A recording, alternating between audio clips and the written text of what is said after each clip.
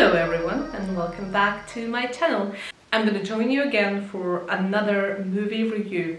I'm gonna do a movie review of the movie off Netflix called Newness. It's a romance drama, lasts around like almost up to 2 hours. Its rating, it's pretty good. It is 6.3 out of 10. So I was kind of like curious. I had it on the list for a while, but I was always like looking at it and thinking like, oh gosh, it's like 2 hours, so I need to spare 2 hours, and I'm probably gonna have to pause it like from time to time to write some notes, which I ended up not doing because the movie was very engaging and the subject was kind of like close to heart, so I ended up watching the movie. I actually had a lot of unrest while sleeping because yeah, it's very hard, it's very heavy. The subject is very heavy. So if that's not your cup of tea, yeah, maybe just don't watch it, or watch it with someone, or watch it in a form like kind of like education. And I think I'm gonna probably see it again just to go through the movie, because there's some really good points there, and it's definitely worth watching it.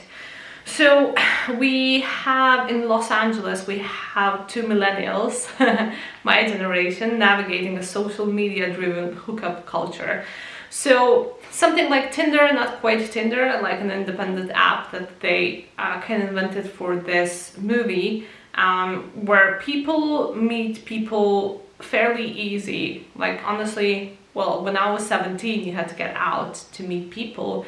And nowadays, like, you can date 10 people at the same time. It's that easy, or hard, depends on how skilled you are with the social media and with the dating apps, and just putting up good photos out there. And they begin a relationship that pushes both emotional and physical boundaries. So we have the actor like Nicholas Hoult.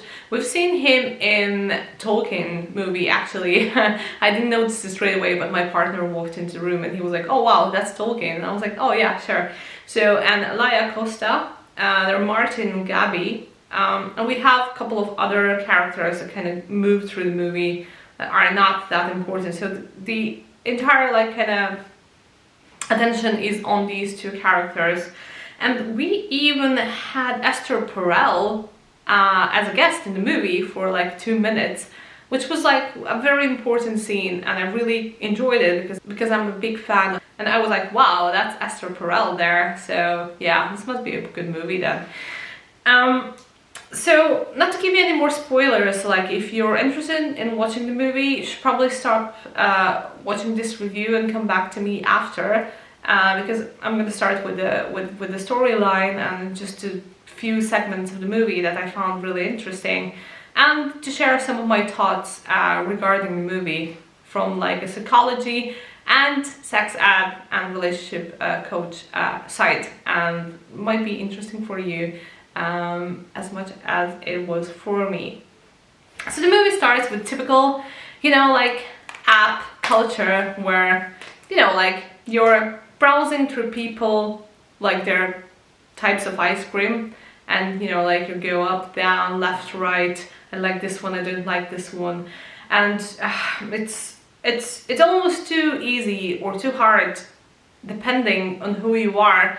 But if you're fairly attractive, yeah, you're gonna have a lot of matches and you're gonna be going on a lot of dates. And honestly, from my own experience and experience of these guys as well, it's you can't really judge people by their looks, and it wouldn't be something that you would be attracted to if you went out and really met a person. So I would more go for someone's vibe than their looks. Like maybe the looks would be something that would pull me towards that person, but then, you know, as soon as I would get to know them a bit better, like I would know exactly if I'm attracted to this person or not. You also see a person moving, interacting with other people.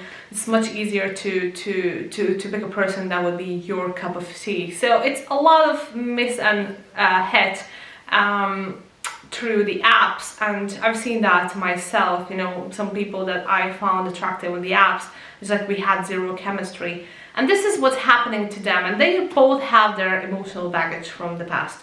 So he was already married, divorced, he's still kind of like into his ex-wife. She does a lot of casual sex, which it's more from trauma than from actual wanting to do it. And they hook up actually one evening, and they're a really good match. And this kind of grows into relationship, and there's a lot of passion in the beginning. So you know yourself in the first couple of months, you know, like all the traumas are kind of like behind you, and everything is new, everything is exciting. And when this first period of relationship ends, like there comes trouble, and this is what happened to them. So in, you know, relationships where it's still fairly new, it's really hard to bring that other part of you, which is a big problem. So this is what's happening in most relationships. We don't bring the entirety of ourselves in the relationship, but it's very hard not to do that when you're living with someone, especially. And it's like, it's impossible to hide parts of you. So they need to come out somewhere. And in this instance, it's, you know, a lot of their past baggage that they don't want to share with each other, because, you know, like what you do when you're in love with someone, you don't want to give them any reason to leave. So this is what happens with them. They have a fight. He goes back to his fantasizing about his ex. She goes back to her casual sex, and they go out and they cheat on each other, both of them. And, you know, like they care for each other, so they're a really good match. That's not an issue. And as it is in most relationships, like if you have that period of 3-4 months of really good matching, of really good, you know, like connection, it means there is a potential for the relationship to really go forward. But this is where the traumas and the past and the secrets kick in, and they go to therapy, and the therapist does what I actually do, and I recognize myself in that, is have no secrets with your partner. So be completely, entirely honest with them. There is a high chance that they're feeling the same thing.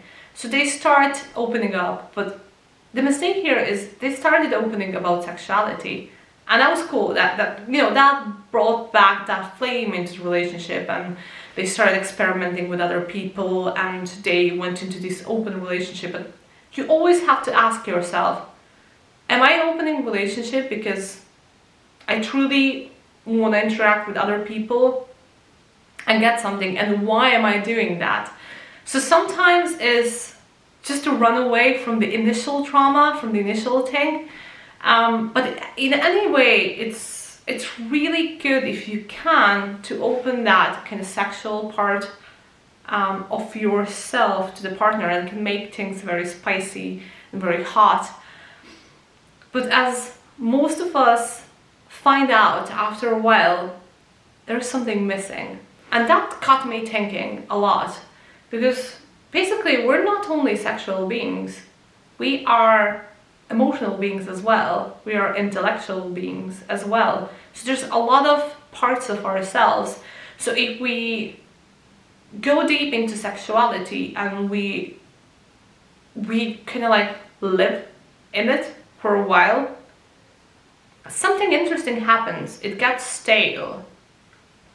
There's something missing, and we can't explain it, because, you know, other people would come to you and say like, oh, you're living a life, especially if you're a guy in the story, and you're like, your girlfriend allows you to have sex with other people, and, you know, everybody's like, oh, I would so much love to be in your shoes.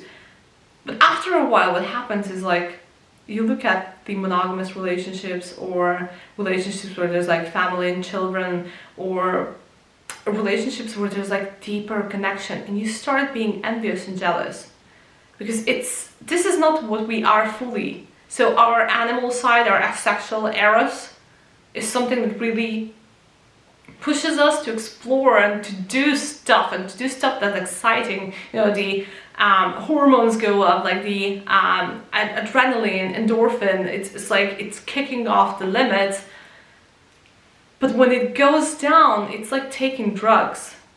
It's like there's something missing. And then we start craving deeper connection. And the truth is somewhere in between. And that's where Esther Perel comes into the story. And I'm gonna quote her actually, just like the 2 sentences that she said, just to explain that a bit, because they took it wrong. But she said, so the sacred cow of the romantic ideal is monogamy, and the idea that it could be negotiated means already there is something missing. The conversation about infidelity and the conversation about open relationship is not the same one, because the essence of infidelity is secret. It's organized around the secret. So what she's saying is basically, it's better to go into the open relationship, it's better to open a relationship than to cheat, which is a fact. And then they come to her and they say like, oh, this is what we're trying. And then she answers, just so we are clear, I'm not recommending it, but that doesn't mean it's not valid. So if you think of it as a thing that doesn't kill us but makes us stronger, then yes.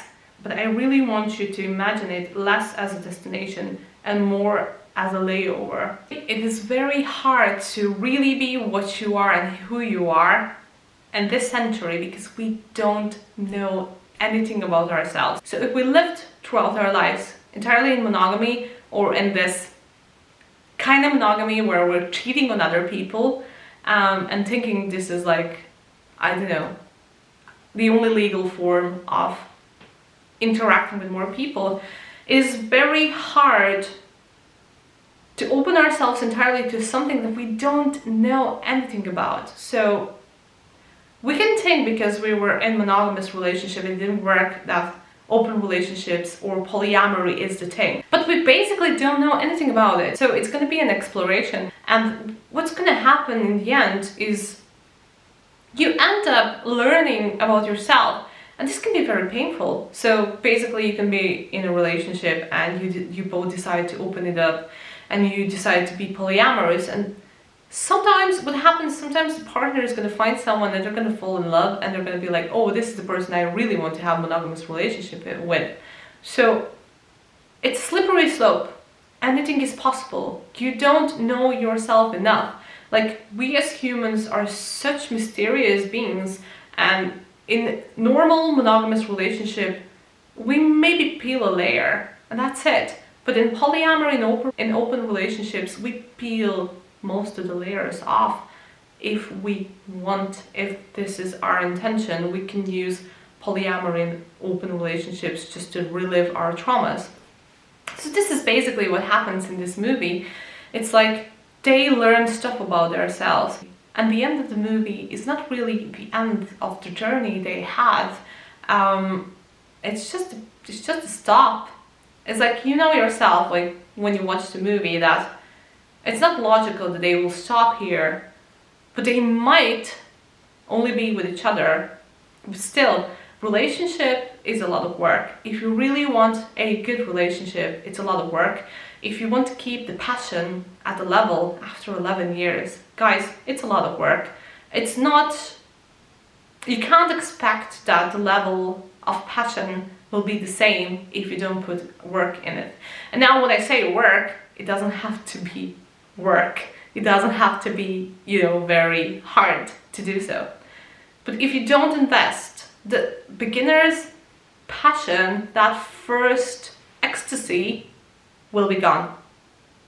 And then there is a possibility that your partner or yourself will cheat because you still love the person. Feeling the heart, that's the thing. With time, if done right, love will grow. But sexuality doesn't have to follow. And this is the struggle, the issue we encounter in every relationship nowadays.